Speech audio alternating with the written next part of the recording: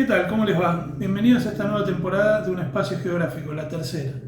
Para comenzar, les traemos la primera parte de un video que aborda un concepto escuchado y repetido casi hasta el cansancio, aunque poco abordado y desmenuzado en la realidad, como lo es el de la globalización. Les invito a verlo, no sin antes recordarles que este video está siendo auspiciado por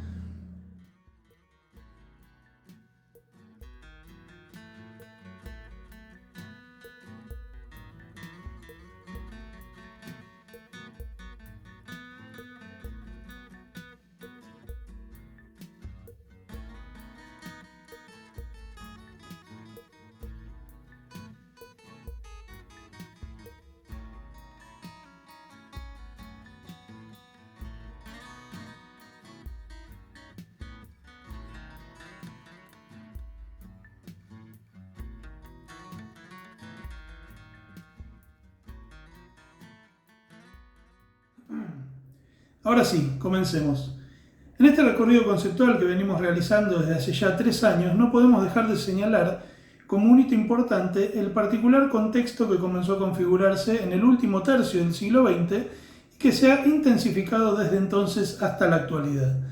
Referirnos a un mundo capitalista, neoliberal y globalizado sería mencionar una cuestión que puede resultar conocida, aunque vaga y difusa, por la polisemia de los conceptos que la componen, algo que suele ocurrir muy seguido cuando nos enfocamos en la geografía y sobre lo cual hemos hecho un par de videos previamente.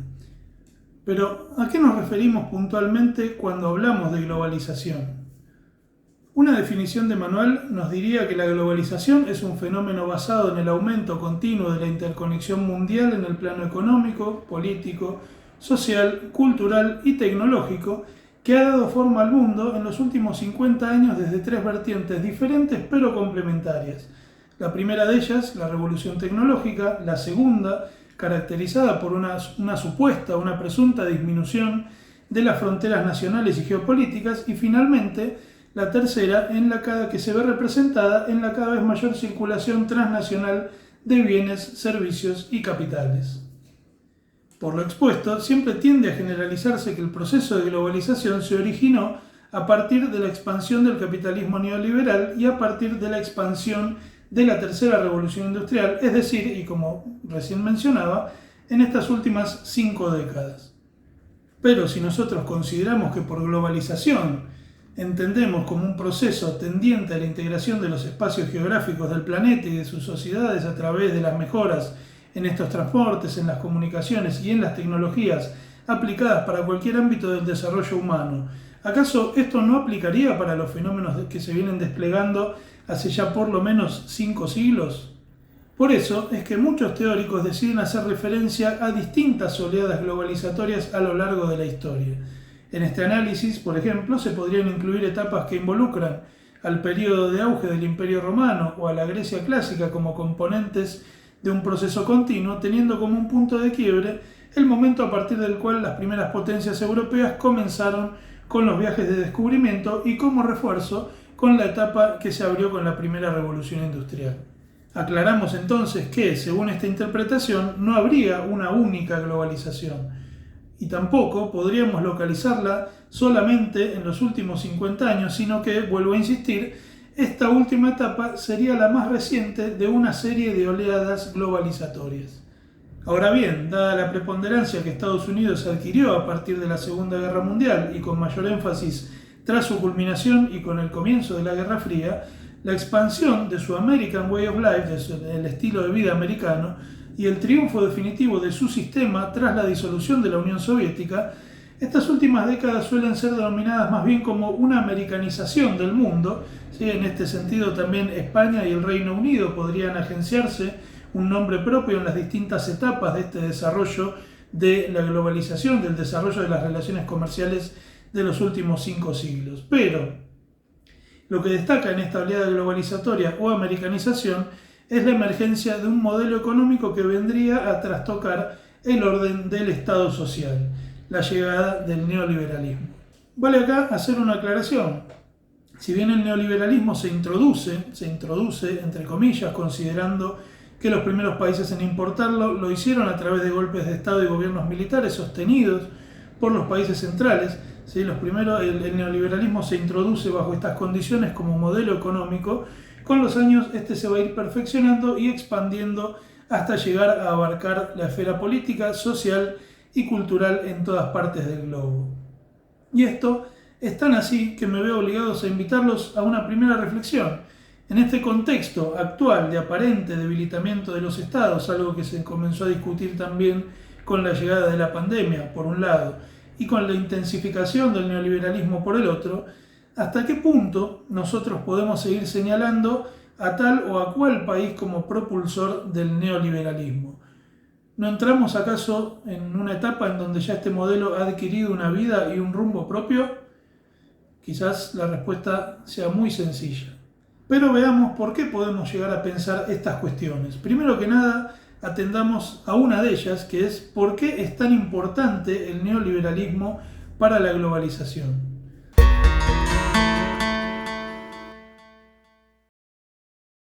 La referencia directa implica una dinámica en particular, la expansión de un modelo de producción, distribución y gestión estatal caracterizado por un Estado completamente opuesto a aquel desarrollado en las 3 décadas inmediatas al final de la Segunda Guerra Mundial. Tengo que hacer una aclaración necesaria. De ahora en adelante, todo lo que estemos pensando, todo lo que estemos hablando, lo tenemos que hacer desde el punto de vista del capital. Y acá empezamos un poco con el análisis teórico. ¿Por qué? Porque el ojo del neoliberalismo estaba puesto en la desarticulación de los mecanismos que daban vida al Estado social o al llamado Estado social, fundamentalmente al keynesianismo y al fordismo. Este último, que había mostrado claras señales de un agotamiento sistémico, entiéndase por esto, en principio, a la disminución crítica de las ganancias,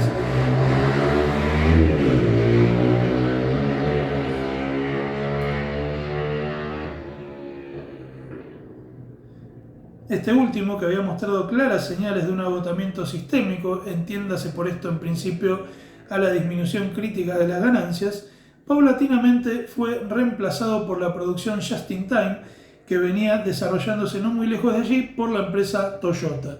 Este primer cambio, que implicaba dejar de producir en serie para pasar a producir por pedido, fue solo el comienzo. El neoliberalismo también le apuntó al keynesianismo, que básicamente representaba la capacidad del Estado de intervenir en la economía de forma anticíclica, es decir, tratar de evitar las crisis clásicas y crónicas del sistema capitalista. Aquí es donde se insertó la matriz principal del neoliberalismo, que ordenaba y propugnaba el libre mercado y la completa retracción del Estado de la órbita económica. Con esto se daba lugar a la desregulación y, un tema principal, la privatización de todo aquello que perteneciera al Estado. Pero, como no hay dos sin tres, el tercer mecanismo afectado por esta implementación del neoliberalismo fue el archiconocido estado de bienestar. Este último, enfocado en asegurar la redistribución progresiva de la renta estatal y ampliar la plataforma de derechos y beneficios de toda la masa trabajadora, lo que Robert Castell denominaría como sociedad salarial, fue drásticamente desmantelado, quitándole el paraguas estatal a gran parte de la población. Con estos 3 puntos, el neoliberalismo allanó el camino para facilitar las condiciones macro de los procesos globales.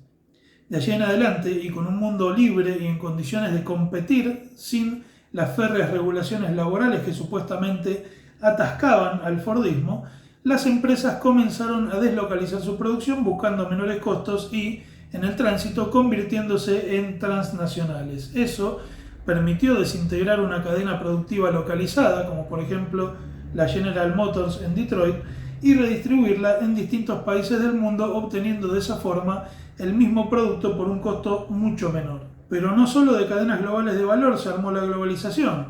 El salto cualitativo en las tecnologías, principalmente de comunicación y transporte, permitió ese bendito acortamiento de distancias y de tiempos, o como David Harvey indica, la compresión espacio-temporal de los procesos a su mínima expresión posible. Es decir, se eliminan prácticamente las distancias y las demoras en este tipo de procesos. Sin embargo, todo esto no podría haber sido posible sin la inestimable contribución del antes referido desmantelamiento del Estado social. Porque en líneas generales hasta ahora estamos hablando de aquellos países denominados centrales, desarrollados e industrializados. Pero, ¿qué pasó con el resto? La respuesta quizás sea sencilla. Sujetos a la imposición del neoliberalismo, estos países vieron desaparecer sus proyectos de industrialización de forma brusca, mientras que la apertura de mercados ponía contra las cuerdas la capacidad de competir, contando incluso con el apoyo mismo de los medios locales para debilitarlos, algo que nosotros tenemos muchos ejemplos en Argentina, y como corolario de ello, los endeudamientos contraídos casi de forma obligatoria por estos gobiernos de facto terminaron de completar el panorama. Estados devastados, trabajadores sin protecciones y el creciente poderío de las empresas transnacionales comenzaron a marcar el rumbo de una acumulación de poder y de una concentración de capitales que llegaría a cifras inéditas y por completo ilógicas en la actualidad. Frente a ello, los estados periféricos se enfocaron en aquello que siempre les había traído réditos y que en este contexto de creciente demanda, algo que veremos un poco más adelante, y aumento de la población, les ofrecía una posibilidad de generar ingresos, quizás la única, la reprimarización de sus economías. De esta forma, el mundo se fue estructurando otra vez en torno a una antigua y conocida receta, la de la División Internacional del Trabajo. Sostengamos esta idea unos minutos.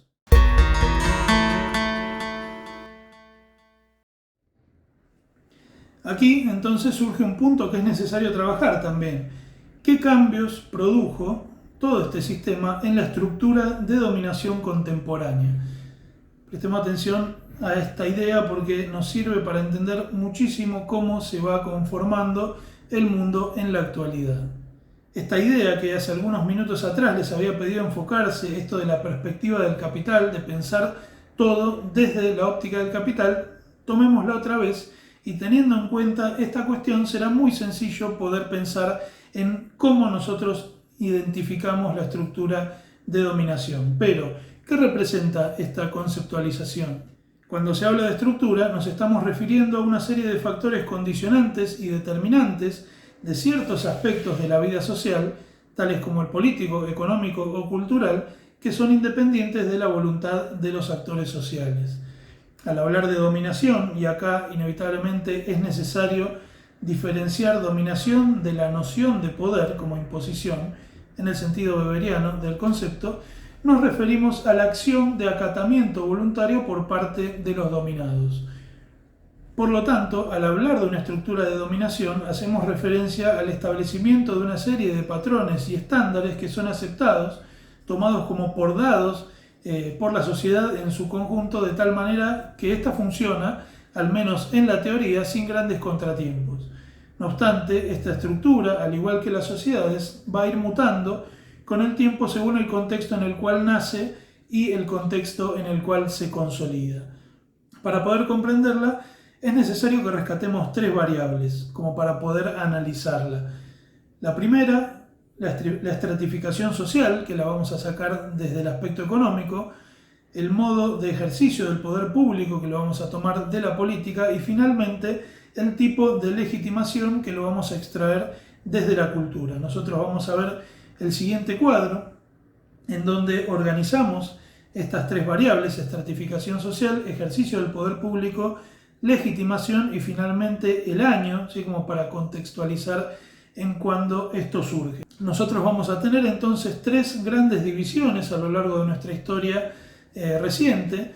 La primera de ellas es la división de la estratificación social por castas o estamentos, en donde el ejercicio del poder público era monárquico y o de tipo feudal, y la legitimación de esta estructura de dominación se realizaba en torno a la tradición en principio y luego en torno a la religión. Pero con el desarrollo de la revolución industrial y con este cambio ostensible en la forma de organizar los estados y en la forma de regular y de regir esos estados, esta estratificación social se va a cambiar. Vamos a pasar a organizarnos por clases sociales, en donde en una primera instancia lo que nos va a estructurar va a ser el consumo, nuestra capacidad de consumo, en donde el ejercicio del poder público va a estar en manos del Estado-Nación moderno y la legitimación principalmente va a estar en manos de la ley. Si dejamos de lado la religión para pasar a estar en la ley. Y finalmente, esta última estratificación social, esta estructura de dominación contemporánea, nos va a proponer otra forma de estratificación social que va a estar de vuelta en torno a la acumulación y en donde el ejercicio del poder público y la legitimación a partir de la llegada del neoliberalismo, es decir, del año 1973, van a empezar a tornarse algo difusas. Pero no se asusten porque ahora seguimos analizando esto. En este sentido, a medida que la estructura de dominación evoluciona, va individualizando el funcionamiento de estos tres aspectos. Vamos a poner ejemplos. En el antiguo Egipto o en el reino de Mali, el faraón o el rey pertenecía a las familias más ilustres, detentaba el poder de decisión y al mismo tiempo solía considerarse un dios en la tierra, el tan mentado poder divino. Si doy ejemplos de africanos solamente para no recaer en los ya trillados casos europeos. Pero, una vez desarrollada la primera revolución industrial en Europa y post-revolución francesa, las clases van a reemplazar a las castas, el Estado-nación moderno va a desplazar a estos regímenes monárquicos feudales como consecuencia de la demanda de seguridad en cuanto la sociedad comienza a estratificarse por clases y la legitimación se va a desvincular de lo divino. Vamos a correr esa idea del poder o el designio divino para ceñirnos al mandato de las leyes. El individuo pasa a respetar los designios para actuar en base a lo que dictan los códigos y los reglamentos. Ahora bien, si volvemos al cuadro, con el advenimiento del neoliberalismo, este ejercicio del poder público deja de estar en manos de los estados, claramente, para pasar a estar en manos de los grandes grupos económicos y la legitimación quizás ahora sí podría ser la noción weberiana de poder como imposición, una especie de vuelta a lo divino, paradójicamente, aunque encarnado en una figura. ¿Alguien adivina cuál es? No hace falta que lo pensemos mucho, exactamente es el capital. Por eso insisto en que dentro del contexto en el que estamos inmersos, la única lógica, después veremos si es acertada o no, para pensar en cómo se estructuran, cómo se ponen en marcha y se legitiman todos los procesos asociados a la globalización, es ni más ni menos que el capital entendido como acumulación y entendido como la forma de ejercicio del poder público y la forma de legitimación de todo lo que se haga en nombre de este proceso. Bien, hasta acá vamos a llegar con la primera parte de nuestro primer video del año. Si les gustó, recuerden darle like, compartirlo y también suscribirse a nuestro canal. En la segunda parte de este video vamos a analizar los distintos impactos y las críticas a este concepto, así que les pido que no se lo pierdan. Muchas gracias por llegar hasta acá y nos vemos.